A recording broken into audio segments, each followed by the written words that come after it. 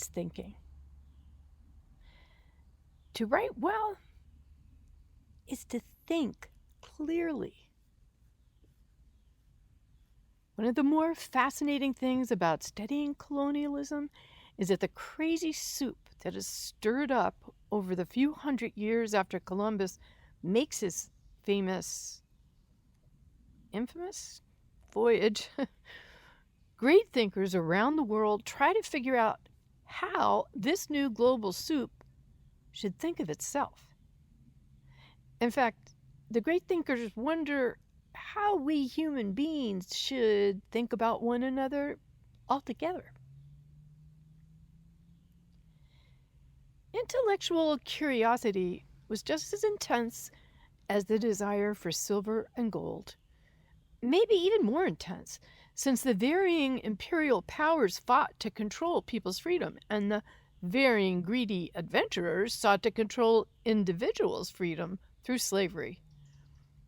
It took a whole lot of thinking by a whole lot of people that eventually led to the best idea and the best sentence in history. Remember, writing is thinking. We hold these truths to be self-evident, that all men are created equal, that they are endowed by their Creator with certain unalienable rights, that among these are life, liberty, and the pursuit of happiness. That sentence ends one part of colonialism and begins another part, post-colonialism, when we find out how people tried to make that sentence come to life. And that is also where Antioch comes in. Antioch is known for empowering students with the intellectual curiosity to desire to learn so as to sustain good writing, because writing is thinking. And did you know that thinking for oneself is the primary human right? We usually say our primary natural right is the right to free speech, but where does speech come from? From thinking.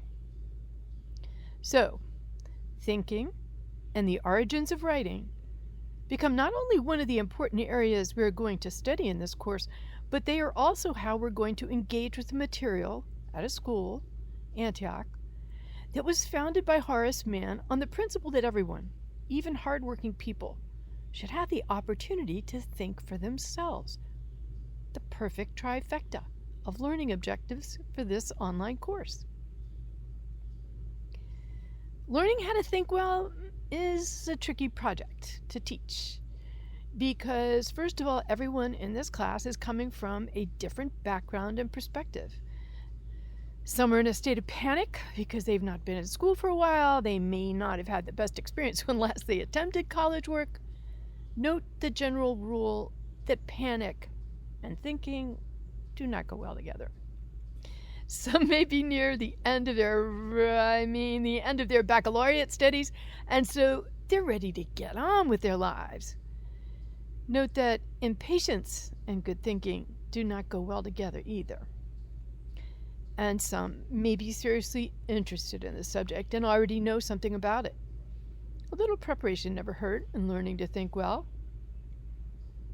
But my goal for all students in this class is to succeed beyond their expectations.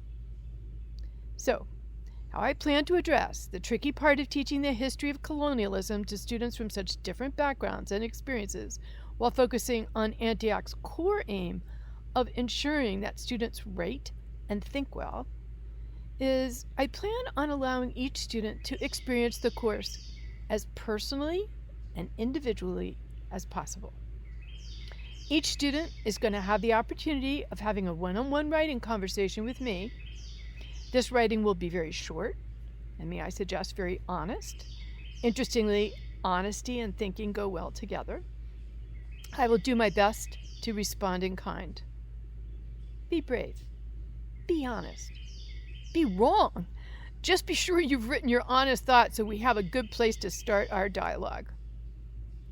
Second, as soon as you finish watching this introductory video, you can begin the course by filling out the predict section for the entire course to get a feel for what you already have in your mind about what you think the word colonialism or post-colonialism might be about.